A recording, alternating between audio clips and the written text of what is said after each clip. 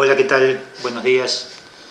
En este video vamos a analizar un poco tres problemas que estaban en la competencia 2 de Competitiva 2020 y que buena parte de ustedes los tienen resueltos y acertados, y también lo han resuelto de formas muy diferentes y queríamos comentar, entre otras cosas, algunas de esas formas. Los tres problemas se llamaban, como decía el primer día, por rieles, paréntesis balanceados y teclado roto. Y generalmente los intentamos y están orientados para ser resueltos con contenedores secuenciales o con adaptadores de secuencia. Es decir, con las estructuras que ya vimos y estuvimos utilizando, que son las listas, las pilas, las colas con dos extremos, los strings, los vectores, o alguna propiedad que cumpla el contenedor o lo que se desea modelar en el problema en cuestión.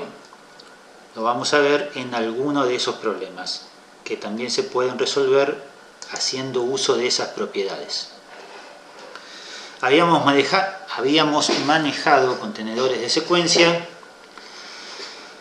y sabíamos que brindaban diferentes posibilidades y ventajas y desventajas según el tipo de operaciones que nos interesaba hacer. De los adaptadores de contenedores, que eran las pilas, las colas y las colas con prioridad, no hablamos mucho y por eso queríamos comentar brevemente que los adaptadores de contenedores son una interfaz restringida para un contenedor. Por ejemplo, sabemos que en una pila solo podemos realizar operaciones de inserción y de extracción por el extremo superior de la misma. Ese tipo de operaciones y esas operaciones las podríamos realizar perfectamente sobre una lista enlazada simple o sobre un vector. Cuando restringimos el resto de las operaciones y solo podemos realizar las que nos deja la política de uso del contenedor, tenemos un adaptador de contenedor. En este caso, un stack es un adaptador para los contenedores secuenciales que me brindan las operaciones de pila y solo me va a permitir realizar operaciones de pila.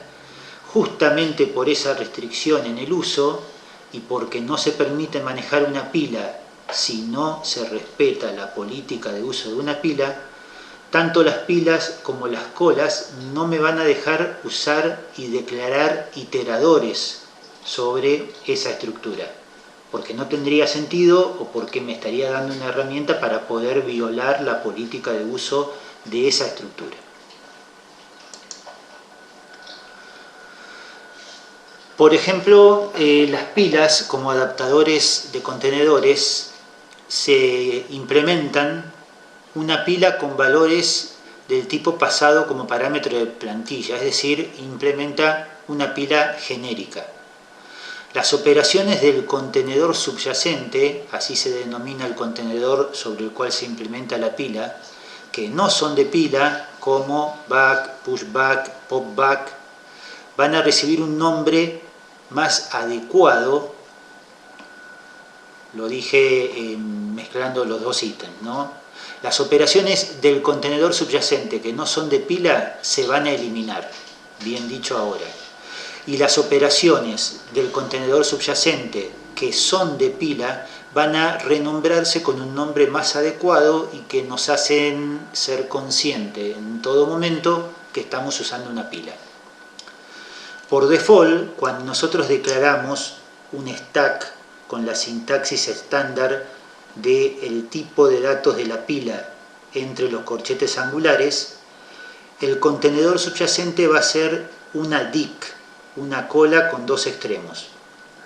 Si usamos el segundo parámetro después de la coma, podemos configurar a otro tipo de estructura subyacente para el stack. Por ejemplo, un vector. El tipo que yo ponga acá tiene que ser un contenedor que me brinde las operaciones habituales en el uso de una pila. A veces por cuestiones de performance se justifica usar uno u otro, pero son casos muy puntuales. En el 99% de los casos vamos a declarar los stacks y vamos a usar la estructura por default de la misma, que son las colas con dos extremos. Siempre que analizamos diferentes contenedores para usar en la solución de un problema, tenemos que recordar la organización en memoria de esos contenedores, porque esa organización en memoria determina en gran medida cuál es la eficiencia que tienen las operaciones estándares en esos contenedores. Así que vale la pena acordarse o tenerla como hoja de ayuda en los parciales o cuando programamos, a esta página del libro de Stroustrup que me muestra eso, la eficiencia de las operaciones en los contenedores estándares. Por ejemplo, la lista me brinda operaciones de lista en tiempo constante. Las operaciones de lista son generalmente las inserciones en cualquier lugar de un contenedor. Sabemos que insertar un elemento en cualquier posición de una lista se resuelve en tiempo constante. Y esa es una de las ventajas que tienen las listas con respecto a los vectores y con respecto a las colas con dos extremos.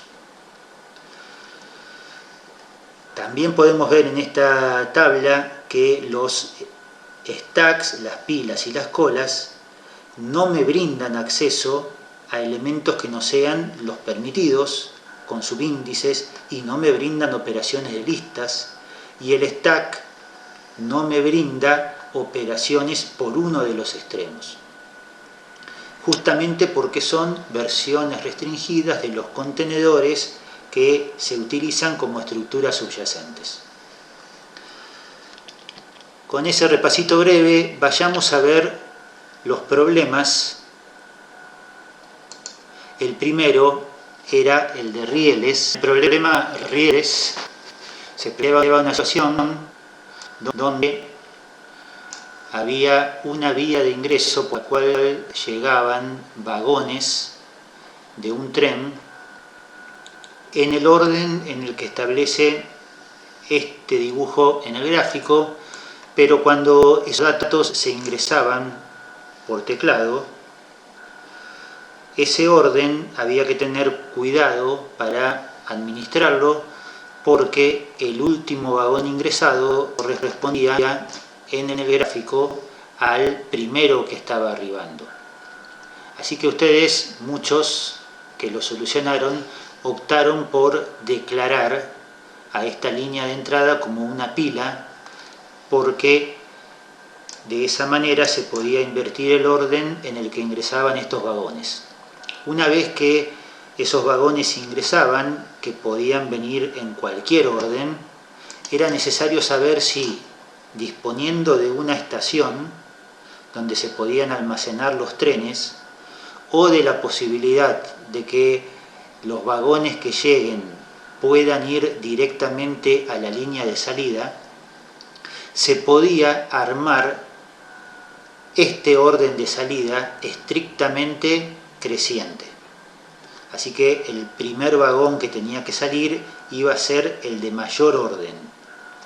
Y eso me lo daba el n que leíamos en la línea de entrada. Así que la mayor parte de ustedes resolvió el problema declarando una pila para la línea de entrada y una pila para la estación, y después intentando hacer algún tipo de simulación para ver si era posible generar este orden en la salida. Lo han resuelto con pilas, lo han resuelto con colas de dos extremos, lo han resuelto con listas. En lo que se ve en los códigos, creo yo, al menos, la solución más sencilla para entender era la solución basada en dos pilas. Y para mostrar que eran soluciones que tienen realmente pocas líneas, vemos una de un compañero de ustedes, donde se utiliza un stack llamado tren para los trenes que llegan, y esos son leídos y se agregan uno por uno a esa pila, y se utiliza un stack llamado estación para la estación intermedia cuando es necesario. Y después, en esta sección de código, se simula, si es posible, ir sacando los trenes en el orden que corresponde. Algunos hicieron también una estación B o una cola o una DIC para la cola de la vía de salida, pero en realidad no era necesario, solo era necesario saber que se podían enviar los vagones en el orden correspondiente. Entonces, una solución adecuada, estaban todas bien, las que fueron aceptadas obviamente, pero una solución adecuada, creo yo, fácil de entender, haciendo uso de un adaptador de secuencia en no más de 40 líneas, es la que estamos viendo. Pasemos al problema siguiente.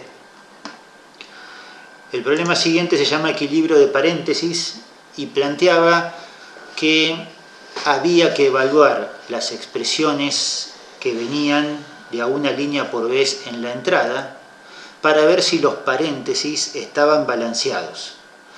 Y me daba varios ejemplos para entender que los paréntesis en la expresión tenían que estar correctamente balanceados, tenían que venir abiertos y cerrados en orden válido, no podía haber más cerrados que abiertos o más abiertos que cerrados, o no podía cerrarse dentro de la mitad de la expresión más paréntesis de los que se habían abierto, es decir que tenía que ser un orden semánticamente válido el que teníamos para esos paréntesis. La mayor parte de las soluciones venían por el lado de usar una pila, porque siempre asociamos las pilas a que podemos procesar de alguna manera los paréntesis de esta expresión, diciendo si tengo un paréntesis abierto lo apilo, y si tengo otro abierto también lo apilo, y cuando encuentre un paréntesis cerrado voy a desapilar el último abierto que teníamos en la pila, y los operadores y los operandos los voy a ignorar. Si al final de ese procesamiento la pila me queda vacía, sabemos que nuestra expresión es equilibrada en cuanto a los paréntesis. Ese es un uso habitual de las pilas y por eso vale la pena, o era una solución posible y sencilla, apuntarle a eso. Pero también podíamos analizar que evidentemente el orden y la cantidad de paréntesis que aparecían en los casos válidos tenía que cumplir con algunas condiciones. Y eso era fácil resolverlo verificando esas condiciones a medida que escaneábamos horizontalmente los datos de entrada. Es decir, estábamos evaluando una propiedad que estaba cumpliendo esta cadena de caracteres como una alternativa a hacer uso de una pila para almacenar todos los paréntesis. Otra solución de un compañero de ustedes, y que por eso la mostramos porque es cortita y porque es fácil de entender, está hecha en base a esas propiedades. No hay uso de una pila para nada, se lee la frase y después se recorre toda la frase, por cada paréntesis abierto se incrementa una variable contador, por cada paréntesis cerrado se decrementa la variable contador, pero si vino uno de más, se interrumpe el for para salir inmediatamente porque la sentencia no va a ser válida. Y después sencillamente se imprime si la sentencia es correcta o no en cuanto al balanceo de los paréntesis. En menos de 25 líneas tenemos una solución aceptada y eficiente. El último de los problemas que vemos se llama teclado roto, el 1451, y lo resolvieron de muchas maneras diferentes. Lo recordamos cómo era. En el enunciado se planteaba que teníamos un teclado roto donde aleatoriamente aparecían caracteres que indicaban que se pulsó la tecla Home o la tecla End, y cuando se pulsaba la tecla Home, los caracteres que venían a partir de ahí, en este caso Beiju, tenían que insertarse al comienzo. La B se pulsó Home, se insertaba antes de la T, y después la E se insertaba después de la B y antes de la T, y la I antes de la T y después de la E, y así sucesivamente. Pero si se pulsaba la tecla EN, teníamos que ir hasta el final y seguir insertando al final de esa cadena de salida. La mayor parte de las soluciones vino dada por el lado de los strings. Como el uso de strings es bastante habitual y es práctico para concatenar cadenas adelante, atrás, en el medio, muchos de ustedes resolvieron esto con 2 o 3 cadenas en variables auxiliares y realizando la inserción en las cadenas y concatenando adelante o atrás de los strings. Esas soluciones estaban aceptadas, pero cuando vemos un poquito el enunciado de este problema, es un ejemplo bastante habitual, que no hay muchos, de problemas que son eficientes cuando los resolvemos, o tienen soluciones eficientes cuando los resolvemos con uso de listas. Nosotros tenemos que insertar caracteres en la cadena de salida que vamos formando, y esos caracteres se van a insertar a veces al principio, a veces al final, y en algunos casos en el medio, porque después de que insertamos la B al principio, a la E la estamos insertando en un lugar aleatorio que no es ni el principio ni el final. Y lo mismo con la I, con la J, con la U, son operaciones de listas típicas.